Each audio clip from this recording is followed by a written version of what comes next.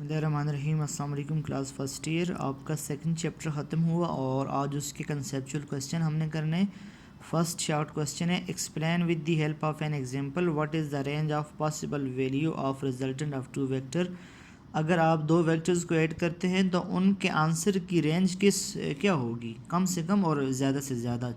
याद रख लें कि दो वेक्टर्स को अगर आप ऐड करें तो कम से कम आंसर ये है कि उन दोनों के माइनस करने से कम नहीं हो सकता वो, और ज़्यादा से ज़्यादा उनके लीनियर सम से ज़्यादा नहीं हो सकता। तो their range is from a minus B to a plus B, ये रेंज है। a minus B to a plus B, ये इसकी रेंज है, स्पेसिफिक रेंज है। तो इससे कम नहीं हो सकता और इससे ज़्यादा नहीं हो सकता। क्यों? ये इसकी रीज़न क्या है? अगर दो वेक्टर्स एंटी पैरेलल हों, देखें या तो दो वेक्टर्स एंटी पैरेलल होंगे या पैरेलल होंगे, मैक्सिमम केस यही हैं।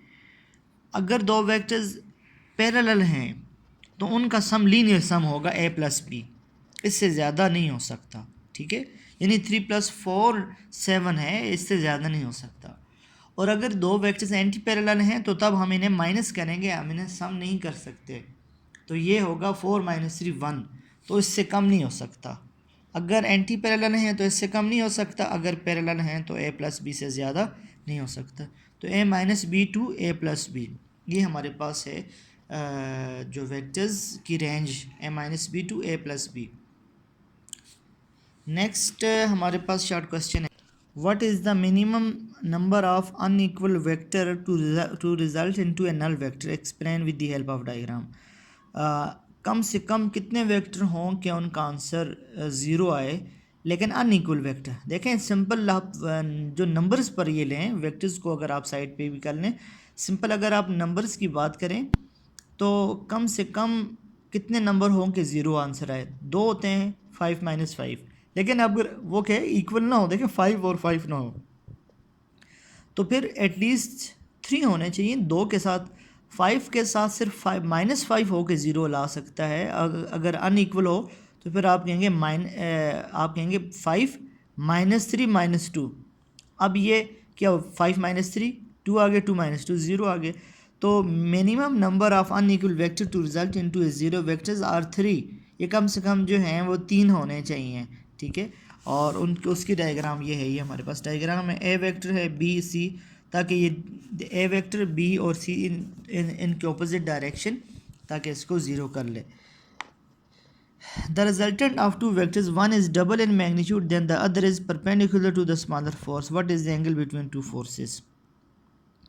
दो वेक्टर हैं, the resultant of two vector, one is double in magnitude then the other is perpendicular to the force. एक उससे डबल है और दूसरा उसके परपेंडिकुलर है। अब इसके दरमियान एंगल क्या होगा? आप टेन थीटा यूज़ कर सकते हैं। टेन थीटा इक्वल होता है परपेंडिकुलर बाय बेस। आप परपेंडिकुलर और बेस को डिवाइड करके हासिल कर सकते हैं, और ये एंगल जो है वो 120 डिग्री होगा। The angle between two vectors in which one is double in magnitude then the other is perpendicular is 120 degree. ये 120 डिग्री एंगल हमारे पास होगा। मेडिकली इसे प्रूव भी किया है। कास थीटा को ले ले, कास थीटा इक्वल होगा बेस पे हाइपोटेन्यूज, तो कास थीटा के साथ हमारे पास आ गया 120 डिग्री। ये इसका सारा प्रूफ है। और आप 10 के साथ भी लें तब भी आंसर सेम आएगा। नेक्स्ट शॉर्ट क्वेश्चन है, explain how cranes are able to lift very heavy load without toppling. Cranes इतना हैवी लोड बगैर कांपने की क्यों उठाती हैं? टॉपलिंग कहते हैं कांपना। जब आप हैवी लोड उठाते हैं तो आप टॉपल करते हैं। इसलिए कि इसके तो एक आंसर तो ये है कि क्रेन का हमेशा centre of gravity, centre of mass low रखा जाता है। जितना सेंटर ऑफ ग्रेविटी और सेंटर ऑफ मास लो रखा जाता है उतनी वो चीज़ स्टेबल होती है, इस वजह से वो इजीली लिफ्टिंग कर सकती है।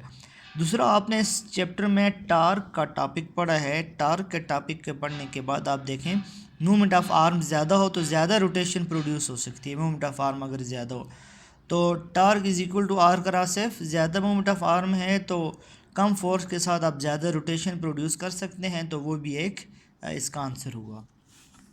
क्वेश्चन नंबर 5 है कि the gravitational force acting on a satellite is always directed towards the center of earth does the force exert torque on the satellite. जो अर्थ की ग्रेविटेशनल फोर्स सैटेलाइट पर है, क्या ये उस पर टार्क लगाती है?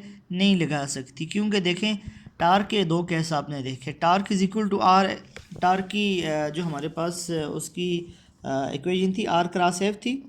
आप ओपन करें आर एफ साइन थीटा। जब ये डायरेक्टेड टूवर्ड द सेंटर है तो ये पैरेलल है, 0 डिग्री है। जब ये 0 डिग्री है तो फिर हमारे पास साइन 0 0 होते हैं और टार्क इस तरह 0 आ गई। तो आंसर ये होगा no, the gravitational force acting on the satellite does not produce torque on the satellite because gravitational force acting on satellite is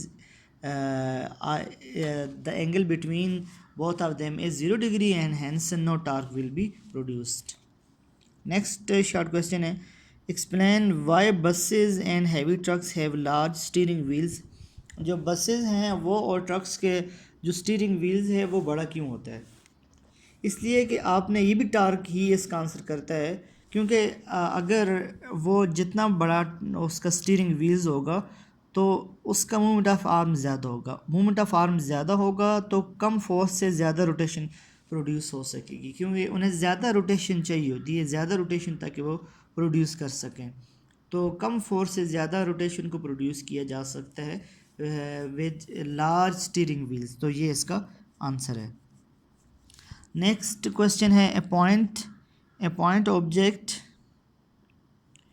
acted on by forces 4 Newton, 5 Newton and 6 Newton is in equilibrium. If the 6 Newton force is removed, what is the resultant force on object?